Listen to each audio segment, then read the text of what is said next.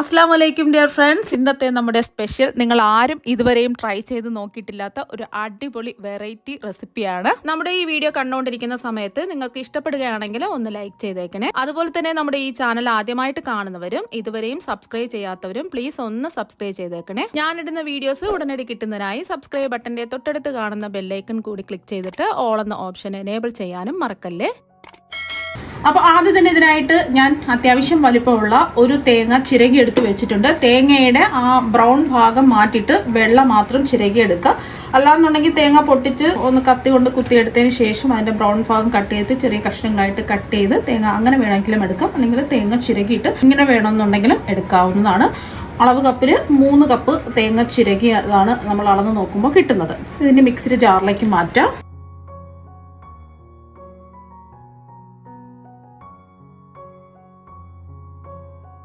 അപ്പോൾ 3 കപ്പ് ചിരകിയ തേങ്ങ ജാറിലേക്ക് ഇട്ട് കൊടുത്തിട്ടുണ്ട്. വെറും 3 ചേരുവ വെച്ചിട്ട് വായിലിട്ട് അല്ലിഞ്ചിറങ്ങുന്ന ഒരു പുഡിങ്ങാണ് റെഡിയാക്കി എടുക്കുന്നത്.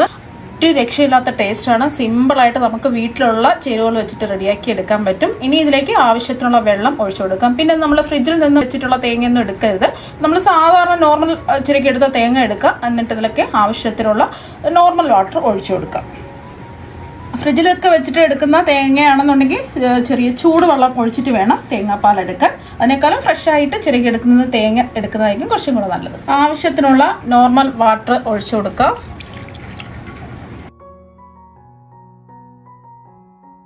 അത് ഏത് കപ്പിലാണോ തേങ്ങ അളന്നെടുത്തിട്ടുള്ളത് അതേ കപ്പിന്റെ അളവിൽ തന്നെ 4 കപ്പ് വെള്ളം ഒഴിച്ചു കൊടുത്തിട്ടുണ്ട്. ഇനി ഇതൊന്ന് അടിച്ചെടുക്കാം. അത് തേങ്ങ അടിച്ചെടുത്തിട്ടുണ്ട്. ഇനി ഇതൊന്ന് അരിച്ചൊഴിക്കാം. ഒരു ബൗളിൽ അരിപ്പ വെച്ചിട്ട് കോട്ടൺ തുണിയിൽ അരിച്ചെടുക്കുകയാണെന്നുണ്ടെങ്കിൽ നമുക്ക് ഒറ്റ സ്റ്റെപ്പിൽ തന്നെ തേങ്ങ കൊത്തൊന്നുമില്ലാതെ അരിച്ചെടുക്കാൻ പറ്റും. ഇനി നമ്മൾ അടിച്ചെടുത്ത തേങ്ങ ഒരു അരിപ്പയിലേക്ക് അരിച്ചൊഴിക്കാം.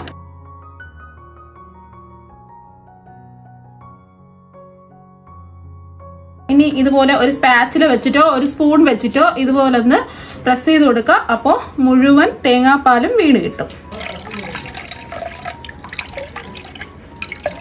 അപ്പോൾ അത് നല്ലോണം പ്രസ് ചെയ്ത് ഇതിൻ്റെ തേങ്ങാപ്പാൽ മുഴുവനും എടുത്തിട്ടുണ്ട്. ഈ തേങ്ങ കൊത്ത് കളയേണ്ട ആവശ്യമില്ല. നമുക്ക് കറികൾക്കൊക്കെ ഉപയോഗിക്കാം. അല്ലാന്നുണ്ടെങ്കിൽ പലഹാരങ്ങളുടെ കൂടെ ചേർത്ത് നമുക്ക് ഉപയോഗിക്കാം. അല്ലാന്നുണ്ടെങ്കിൽ ഡെസിക്കറ്റ് കോക്കനട്ട് റെഡിയാക്കി എടുക്കാം. ഒറ്റ പ്രാവശ്യമല്ലേ നമ്മൾ തേങ്ങാപ്പാൽ എടുത്തിട്ടുള്ളൂ. 2ാം പാലൊന്നും എടുത്തിട്ടില്ല. അപ്പോൾ എന്തെങ്കിലും തേങ്ങയുടെ തരികൾ ഉണ്ടെന്നുണ്ടെങ്കിൽ ഒറ്റ പ്രാവശ്യം കൂടെ അരിച്ചിട്ടെടുക്കുക. തുണിയിലാണ് നമ്മൾ അരിക്കുന്നതെങ്കിൽ ഒരു പ്രാവശ്യം അരിച്ചെടുത്താൽ മതിയാവും. വലിയ ഹോളുള്ള അരിപ്പയെ കൂടെ അരിച്ചെടുക്കുകയാണെന്നുണ്ടെങ്കിൽ ചായക്ക് അരിക്കുന്ന അരിപ്പുണ്ടല്ലോ അതിൽ കൂടെ നമ്മൾ ഒരു പ്രാവശ്യം കൂടെ ഒന്ന് അരിച്ചെടുക്കുക. കട്ടിയുള്ള തേങ്ങാപ്പാൽ ഇതാ ഇവിടെ റെഡി ആയിട്ടുണ്ട്. ഇനി ഇതിൽ നിന്നും ഒരു 1/2 കപ്പ് തേങ്ങാപ്പാൽ എടുത്ത് മാറ്റാം. ഇനി ബാക്കിയുള്ള തേങ്ങാപ്പാലിലേക്ക് ആവശ്യത്തിനുള്ള കണ്ടൻസ് മിൽക്കാണ് ചേർത്ത് കൊടുക്കുന്നത്. 200 ഗ്രാം അളവിൽ കണ്ടൻസ് മിൽക്കാണ് എടുത്തിട്ടുള്ളത്. എത്രയാണോ നിങ്ങൾക്ക് മധുരം വേണ്ടത് അതിനനുസരിച്ചിട്ടുള്ള കണ്ടൻസ് മിൽക്ക് ചേർത്ത് കൊടുക്കാവുന്നതാണ്. ഇനി നന്നായിട്ടൊന്ന് മിക്സ് ചെയ്തെടുക്കുക. ഇതിന് നമ്മൾ പഞ്ചസാര ഒന്നും ചേർക്കുന്നില്ല. കണ്ടൻസ് മിൽക്കിലാണ് ഇത് ചെയ്തിട്ടെടുക്കുന്നത്. അത്യാവശ്യം നല്ല മധുരമുണ്ട്. അപ്പോൾ ഒന്ന് മിക്സ് ചെയ്തെടുത്തു. ഇതിവിടെ ഇരിക്കട്ടെ. ഇനി ഒരു ബൗളിലേക്ക് 4 ടേബിൾ സ്പൂൺ കോൺഫ്ലോർ ഇട്ട് കൊടുക്കാം. ഇതിലേക്ക് നമ്മൾ എടുത്തു വെച്ച തേങ്ങാപ്പാൽ ചേർത്തൊന്ന് മിക്സ് ചെയ്തെടുക്കാം. 1/2 കപ്പ് തേങ്ങാപ്പാലാണ് എടുത്തിട്ടുള്ളത്. അപ്പം നമുക്ക് ടോട്ടൽ തേങ്ങാപ്പാൽ കിട്ടിയിട്ടുള്ളത് 4 കപ്പാണ്. അതിൽ 1/2 കപ്പാണ് കോൺഫ്ലോർ മിക്സ് ചെയ്യാൻ വേണ്ടിയിട്ട് മാറ്റി വെച്ചിട്ടുള്ളത്. ഇനി നന്നായിട്ടൊന്ന് മിക്സ് ചെയ്യുക. കട്ടകളില്ലാതെ മിക്സ് ചെയ്തെടുക്കുക. അപ്പോൾ ആ കോൺഫ്ലോർ കട്ടകളൊന്നും ഇല്ലാതെ മിക്സ് ചെയ്തെടുത്തിട്ടുണ്ട്. ഇനി ഇത് തയ്യാറാക്കുന്നതിന് വേണ്ടിയിട്ട് ഒരു പാത്രം ഇതാ എടുത്തിട്ടുണ്ട്. ഫ്ലെയിം ഒന്നും ഓണാക്കിയിട്ടില്ല. തേങ്ങാപ്പാലിൻ്റെ മിക്സ് ഇതിലേക്ക് അങ്ങ് ഒഴിക്കാം. ഇപ്പം ഞാൻ ഫ്ലെയിം ഓണാക്കി കൊടുത്തു. ഇനി നമ്മൾ തയ്യാറാക്കി വെച്ച കോൺഫ്ലോറിൻ്റെ മിക്സ് ഇതിലേക്ക് അങ്ങ് ഒഴിക്കാം. എന്നിട്ട് പെട്ടെന്ന് തന്നെ ഇളക്കി കൊടുക്കാം. ഫ്ലെയിം ഓണാക്കിയ ഉടൻ തന്നെ കോൺഫ്ലോറിൻ്റെ മിക്സ് ഒഴിച്ചു കൊടുത്തിട്ട് നന്നായിട്ടൊന്ന് ഇളക്കി കൊടുക്കാം. ലോ ടു മീഡിയം ഫ്ലെയിം വയ്ക്കുക. നമ്മൾ ഇതിൽ ഫ്ലേവറിന് വേണ്ടിയിട്ട് ഏലക്കാപ്പൊടിയോ അല്ലെങ്കിൽ വാനില എസൻസോ ഒന്നും തന്നെ ചേർക്കുന്നില്ല. 3 ചേരുവകൾ മാത്രമാണ് ഈ പുഡിങ് റെഡിയാക്കി എടുക്കുന്നത്. തേങ്ങാപ്പാൽ, കണ്ടൻസ് മിൽക്കും കോൺഫ്ലവറും. അപ്പോൾ നിങ്ങൾക്ക് വേണമെന്നുണ്ടെങ്കിൽ ഏലക്കാപ്പൊടിയോ അല്ലാന്നുണ്ടെങ്കിൽ വാനില എസൻസോ ചേർത്ത് കൊടുക്കാം. ഇതൊന്നും ഇല്ലാതെ തന്നെ നല്ല അടിപൊളി ടേസ്റ്റാണ് കഴിക്കാൻ വേണ്ടിയിട്ട്. അപ്പോൾ കൈവിടാതെ ഇളക്കി കൊടുക്കണം. കോൺഫ്ലവർ ആണ്, അടുക്കി പിടിക്കും. പെട്ടെന്ന് തന്നെ റെഡിയാക്കി കിട്ടുകയും ചെയ്യും. ഒന്ന് തിളച്ച് വരുന്ന സമയം മാത്രമേ വേണ്ടി വരുള്ളൂ. ഞാനിപ്പോൾ ഇതിലേക്ക് വാനില എസൻസോ ഏലക്കാപ്പൊടിയോ ചേർക്കുന്നില്ല. ആ തേങ്ങാപ്പാലിന്റെ ആ ഒരു തനതായ ടേസ്റ്റ് കിട്ടണമെന്നുണ്ടെങ്കിൽ ഇതൊന്നും ചേർക്കാതെ ഈ പുഡിങ് റെഡിയാക്കി എടുക്കാം.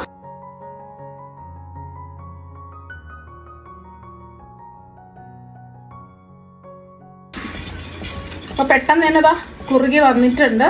ഒന്ന് തിളച്ച് വരുന്ന സമയം മാത്രം മതി. ഇപ്പോൾ ഒന്ന് കുറുകി വന്നിട്ടുണ്ട്. ഫ്ലെയിം ഒന്ന് കുറച്ച് വെച്ച് കൊടുക്കാം. ഒന്ന് തിള വരുന്നത് വരെ ഒന്ന് ഇളക്കി കൊടുക്കാം. അപ്പോൾ വെറും 2-3 മിനിറ്റ് മാത്രം മതി. ഇതുപോലെ തിള വന്നിട്ടുണ്ട്. അപ്പോൾ നമുക്ക് എന്ത് ചെയ്യാം, ഫ്ലെയിം ഓഫ് ആക്കാം.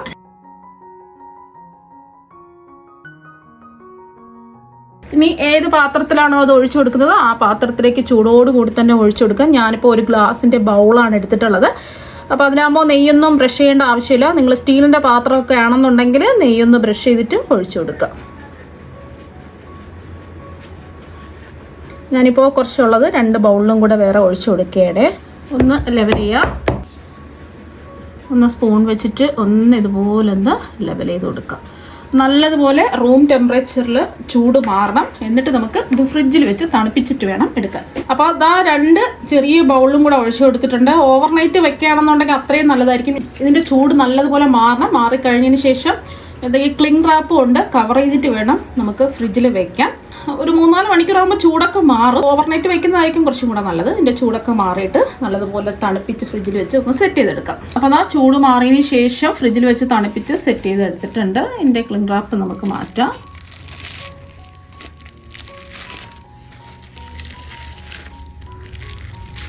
അപ്പോൾ സൈഡൊന്നും വിടിയിക്കേണ്ട ആവശ്യമൊന്നുമില്ല. സൈഡിലെല്ലാം വിട്ട് വന്നിട്ടുണ്ട്. ഇനി ഇത് മെല്ലെ ഒരു പാത്രത്തിലേക്ക് മാറ്റാം. അപ്പോൾ അതാ ഒരു പ്ലേറ്റിലേക്ക് മാറ്റിയിട്ടുണ്ട്. അടിപൊളിയായിട്ട് വീണ് കിട്ടിയിട്ടുണ്ട്. ഇതിലേക്കൊരു പുതിനയില വെക്കാം. അപ്പോൾ അതാ കണ്ടില്ലേ, നല്ല ജെല്ലി പോലെ സോഫ്റ്റ് ആയിട്ട് ഇരിപ്പുണ്ട്.